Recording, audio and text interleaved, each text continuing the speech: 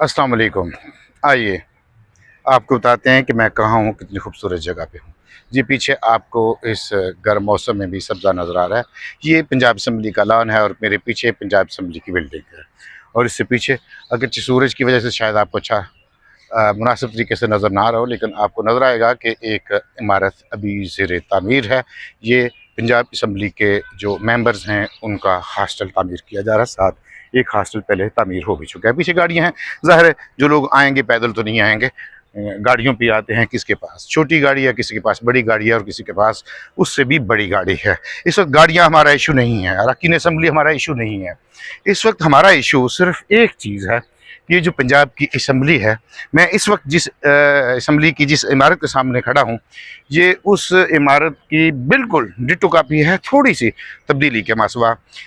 जो असम्बली 1935 में सरदार जोगिंद्रा सिंह ने जिसका संग बुनियाद रखा था, और इस बिल्डिंग का जो संग बुनियाद है वो रखा था चौधरी परवेज़ इलाही ने, जो तब पंजाब के चीफ मिनिस्टर थे।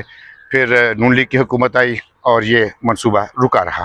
फिर चौधरी परवेज़ इलाही जब स्पीकर बने तो इसमें तेज़ी आई। फिर उन्होंने स्पीकर की हैसियत से भी और चीफ मिनिस्टर की हैसियत से भी इस इमारत का इफ्तिताह किया। उन्होंने बहुत सा इंतज़ार किया कि इस इमारत का इफ्तिताह जिस जमात के वो इत्तेहादी थे और बाद में जिस जमात के वो सदर बने, मेरी मुराद PTI है, उसके सरबराह इमरान खान आके इसका इफ्तिताह करते। ऐसा नहीं हो सका। इमरान खान को क्या मजबूरी थी, वो मजबूरी मैं अभी ज़िक्र नहीं करूँगा। अभी सिर्फ इमारत का ज़िक्र करेंगे। तो इस इमारत को यहाँ इस असम्बली में इस इमारत में इजलास होते अभी 1 साल हुआ है। और आइए ज़रा देखिए कि इस इमारत की हालत क्या है। ये अगर आप देख रहे हों, ये दीवारें टूट रही हैं, टूटना शुरू हो गई हैं। ये दीवारों की हालत है। ये भी आप देख रहे हैं, सीमेंट उतरना शुरू हो गया है। अगर आपको नज़र आ रहा हो प्रॉपर, मैं आपको कई जगहों से दिखा सकता हूँ। अगर आपको नज़र आ रहा हो, ये बिल्कुल नीचे अगर आप देख पाएँ, कैमरा आपको दिखा सके, तो ये दीवारें टूटना शुरू हो गई हैं। अब जब एक असम्बली की मुद्दत को अभी 1 महीना हुआ, सॉरी 1 साल हुआ है, तो इसमें टूट फूट शुरू हो गई है, तो फिर इसका ज़िम्मेदार कौन है? इस पे हम बात करेंगे बाद में। अभी सिर्फ आपको ये बताते हैं कि जब ये असम्बली मुकम्मल हो गई, यहाँ इजलास होना शुरू हुआ, तो यहाँ पर सबसे पहला जो काम हुआ वो सहाफ़ियों के दाखिले पर पाबंदी का हुआ। वजह ये थी कि जिस तरह मैं 1985 वाली असम्बली से असम्बली को कवर कर रहा हूँ, इस तरह बहुत से लोग ऐसे हैं जो असम्बली के दर दीवार को बहुत अच्छे तरीके से जानते हैं। नए जो हमारे साथी हैं वो भी जानते हैं कि इस असम्बली की तामीर में क्या क्या काम हुआ और क्या इशू हुए।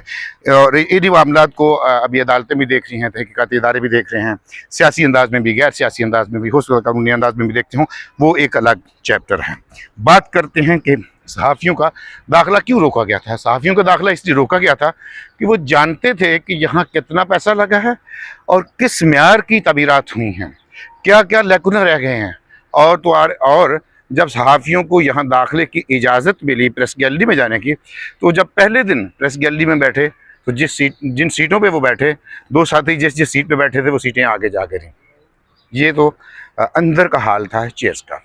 बाकी बिल्डिंग की जो हालत है वो आप देख चुके हैं। आइए आपको दिखाते हैं, शायद आपको टूटा हुआ सीमेंट और भी नज़र आ रहा हो। ये ज़बान से कह देना और बात है, कैमरे का अपनी आंख से दिखा देना और बात है। शायद आपको ये टूटा हुआ सीमेंट और उखड़ी हुई, हल्की सी उखड़ी हुई ग्रिल भी नज़र आ रही हो।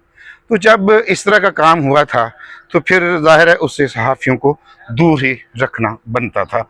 जब सहाफ़ियों को इससे दूर रखा गया तो उससे बहुत से मसाइल ने जन्म लिए, और वो मसाइल ज़ाहिर है PTI की हुकूमत थी।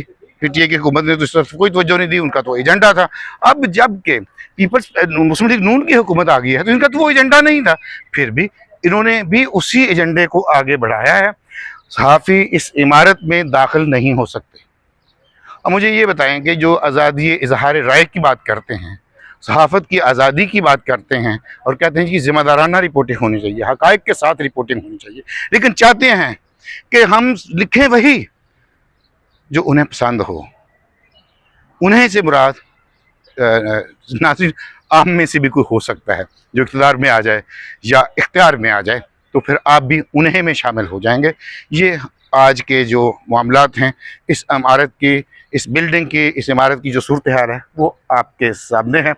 अब अगर यहाँ पर सहाफ़ियों को दाखिल होने से ना रोका जाता तो और क्या करता, सारे के सारे जो हालात थे वो सामने आ जाने थे कि इस इमारत पे कितने पैसे खर्च हुए, इस इमारत पर जिन लोगों ने काम किया उन्होंने कितने नोट बनाए, कौमी ख़जाने को कितना नुकसान पहुंचाया, और बिल्डिंग कौन सी तमीर करके थी जो टूटना शुरू हो गया। कौन सी बिल्डिंग होती है जो एक साल में बनती है? इस तरह के पुल बनते हैं, जो कागज़ों में पुल बनते हैं, वो होते हैं ये आए मनसूबा बना और भागे चले गए।